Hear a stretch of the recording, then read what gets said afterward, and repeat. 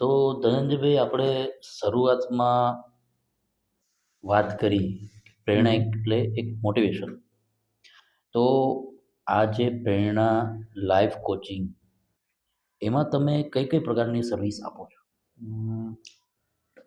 100% હું તમને જણાવીશ, પણ એ પહેલા છે ને એક વસ્તુ કે સામાન્ય રીતે લોકો મોટિવેશન છે ને એને જ લાઈફ કોચિંગ સમજે છે. જ્યારે લાઈફ કોચિંગ છે ને એ વહેતી નદી સમાન છે.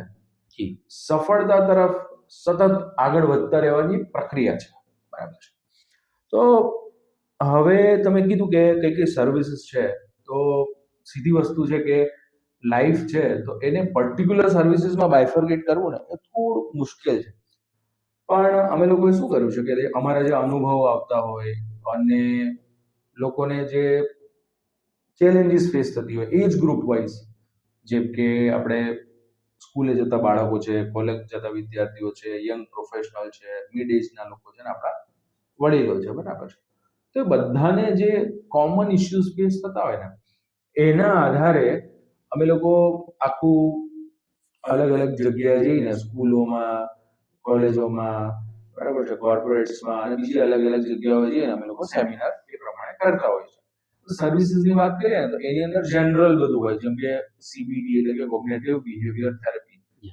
તો એના રિલેટેડ કંઈ કન્સર્ન છે, શું છે, બરાબર છે, તો એના વિશે. પછી કોર્પોરેટ ગ્રુપ્સ હોય તો એમને એના પ્રમાણેનું હોય કે ભાઈ ઓકે, પછી ગ્રુપના સેશન્સ લેવાના હોય, વન ઓન વન કાઉન્સેલિંગ માટે પણ ઘણા આવતા હોય કે ભાઈ પર્સનલ કંઈ ઇશ્યુઝ છે, તો એ રીતે બધી જ આપણે સર્વિસીસ આપતા હોઈએ છીએ. હવે એની અંદર બાયફર્કેશનમાં કેવું છે કે અમે લોકોએ સેગમેન્ટેશન છે ને એજ વાઇઝ એટલા માટે જ કર્યા છે કે એની અંદર દરેક ઉંમરની વ્યક્તિ, શાળાએ જતા બાળકની સમસ્યા અલગ છે, એના નિવારણ માટે પેરેન્ટ્સનું ઇન્વોલ્વમેન્ટ જરૂરી છે.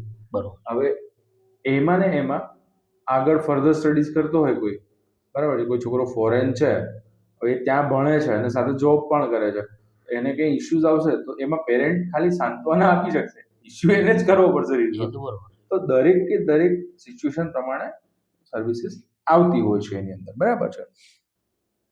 હવે આપણે આગળ વધીએ એ પહેલા હું એક નાનકડી વસ્તુ છે ને એક સ્પષ્ટીકરણ કરવા માંગીશ, જેમ તમે પ્રશ્ન પૂછ્યો કે લાઈફ કોચિંગ અને મોટિવેશન. તો હું સિમ્પલ ભાષામાં એટલું જ કહીશ કે મોટિવેશન છે એક લાઈફ કોચિંગનો એક પાર્ટ છે, એક ભાગ છે. તો મોટિવેશન એટલે લાઈફ કોચિંગ એ સમજવું એ મારા મત પ્રમાણે યોગ્ય નથી. જી. તો તમારા મુજબ સાચા અર્થમાં મોટિવેશન કોને કહેવાય? મારા મુજબ છે ને સાચા અર્થમાં જો હું તમને મોટિવેશન સમજાવું ને, એક આપણે કામ કરીએ, એક રિયલ લાઈફ સિનારીઓથી હું તમને સમજાવીશ ને તો બહુ જ ઇઝીલી લોકોને સમજ પણ આવી જશે ને આપણા જે વ્યુઅર્સ છે એ પણ સમજી શકશે. જનરલી કેવું હોય છે કે આપણે યંગ જનરેશન છે તો એમાં કોઈ હીરો હિરોઈન કે એ બધા હોય, એના જેવા કપડાં, એના જેવી બોડી બનાવી, એના જેવી દાઢી રાખવી, એવું બધું ટ્રેન્ડ હોય છે, જે આજકાલની ભાષામાં કહે છે કે ટ્રેન્ડ હોય છે. તો એવી જ રીતે લોકો મોટિવેશનલ સ્પીકરને પણ સાંભળતા હોય છે. ઘણીવાર પૈસા ખર્ચીને પણ એ લોકો સેમિનાર્સ પણ અટેન્ડ કરવા જતા હોય છે.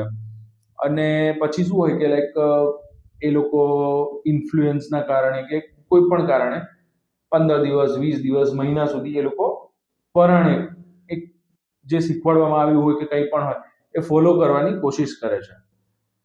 પણ પછી શું થાય છે કે અંતે થાકી હારી અને પછી ફોલો કરવાનું બંધ કરી દે છે, કાં તો પછી જે અત્યારે કહે છે કે ટ્રેન્ડ ચેન્જ થઈ જાય છે.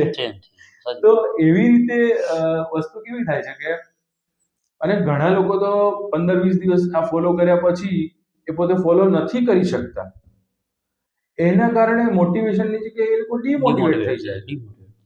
તો વસ્તુ કેવી છે કે આ વસ્તુને આપણે થોડી ઝીણવટપૂર્વક સમજવી પડે, બરાબર છે. અને એમાં એક હું બહુ જ સરસ અને સાદી વસ્તુ કહેવા માંગીશ કે જિંદગી શું છે. જિંદગી શું છે તમને ખબર પડી જાય ને તો તમે આસાનીથી એ જીવી શકો. અને નોર્મલી કેવું હોય છે કે તમે જ્યારે બીજાની જિંદગી જીવવાની કોશિશ કરતા હોય ને પોતાની જિંદગી છોડી અને તમે બીજાની જિંદગી જીવવાની કોશિશ કરો, તો સીધી વસ્તુ છે કે તમે બીજાની જિંદગી તો નથી જ જીવી શકવાના. તો એ અંતે તમે થાકી હારી અને હથિયાર મૂકી દેવાના છો. અને એક બહુ સિમ્પલ રૂલ છે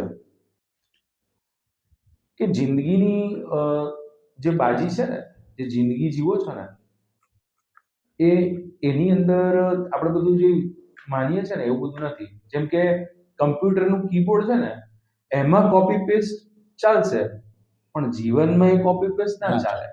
એટલે કે બીજા કોઈની જિંદગી તમે કોપી પેસ્ટ, કોઈએ તમને કીધું કે આમ કરવાથી આવું થઈ થઈ જાય, જાય. તો એવું શક્ય નથી, કારણ કે એની જિંદગી અલગ છે, તમારી જિંદગી જિંદગી અલગ છે. અલગ છે. એટલે એ જે કોપી પેસ્ટ બટન છે ને, એ ખાલી કમ્પ્યુટરમાં જ ચાલે. એ સિમ્પલ રૂલ છે. જો બરોબર. આપણે એટલું સમજી જઈએ ને તો પણ સરસ થઈ જાય. અને હવે તમે જેમ કીધું ને, એક નાની જ વસ્તુ તમને કહીશ કે સાચા અર્થમાં મોટિવેશન એટલે શું? તો સાચા અર્થમાં મોટિવેશન એટલે કોઈ એવી ઘટના જે તમારી અંદરની ક્યુરિયોસિટીને હંમેશા માટે જગાડી દે, તો એને કહેવાય મોટિવેશન, મારા મત મુજબ. જી. તો બહુ સારી રીતે તમે સમજાવ્યું છે મોટિવેશન વિશે કે એકચ્યુઅલ શું છે મોટિવેશન.